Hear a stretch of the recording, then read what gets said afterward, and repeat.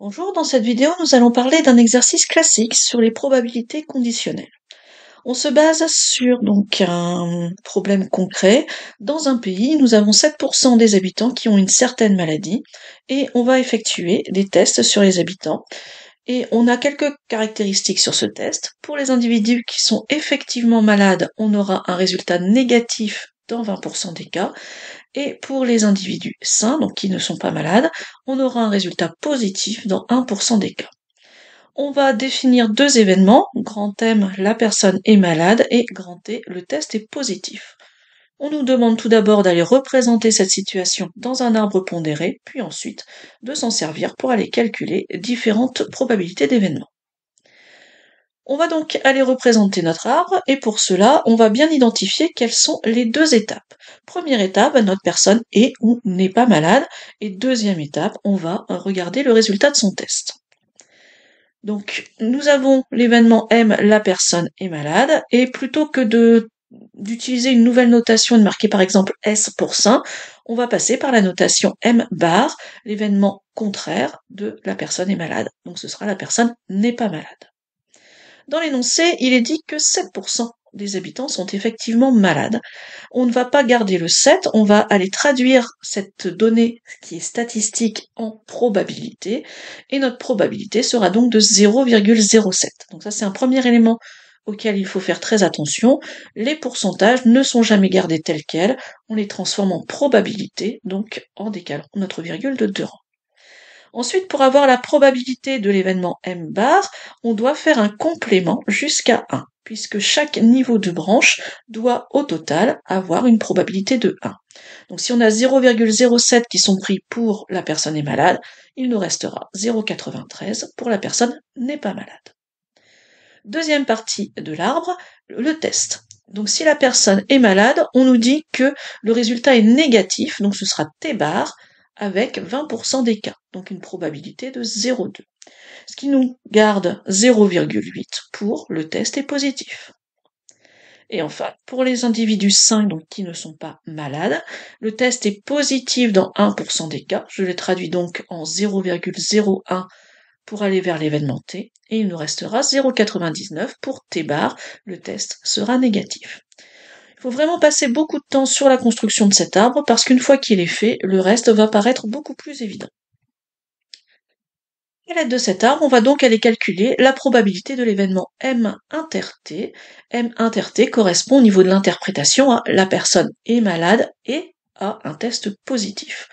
On va donc suivre ce niveau de branche, la branche qui est le plus en haut, et c'est donc la probabilité de M inter T.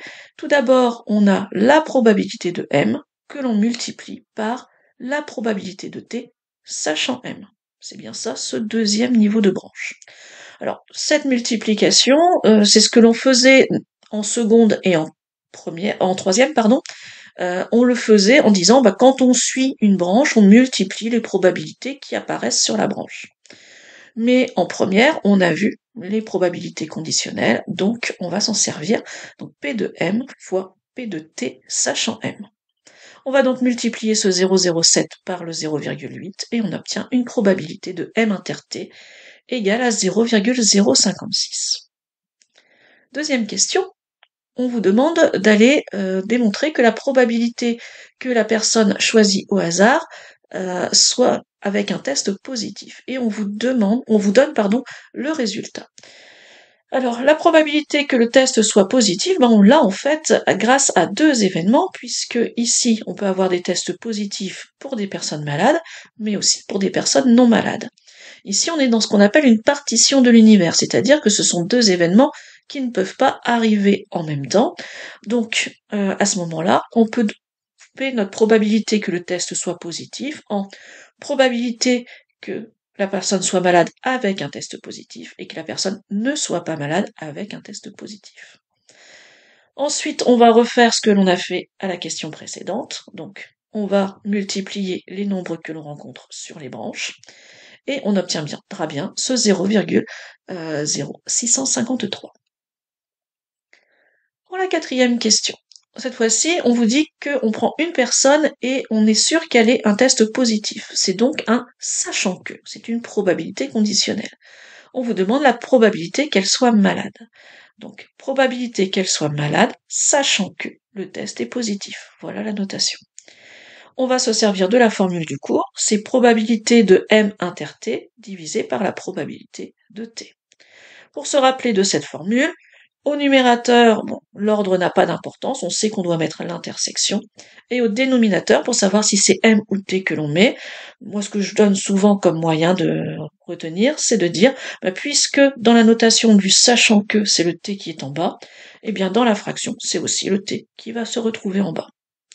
Au final, on va donc pouvoir diviser les deux résultats obtenus aux questions précédentes et on obtient environ 0,86, c'est-à-dire un résultat arrondi à 10-2 près. Faites toujours bien attention à ce que l'on vous propose comme arrondi pour votre résultat. Enfin, on vous indique qu'une information erronée sur l'état de santé est donnée lorsque la personne n'est pas malade mais a un résultat positif, ou alors lorsque la personne est malade mais qu'elle a un résultat négatif.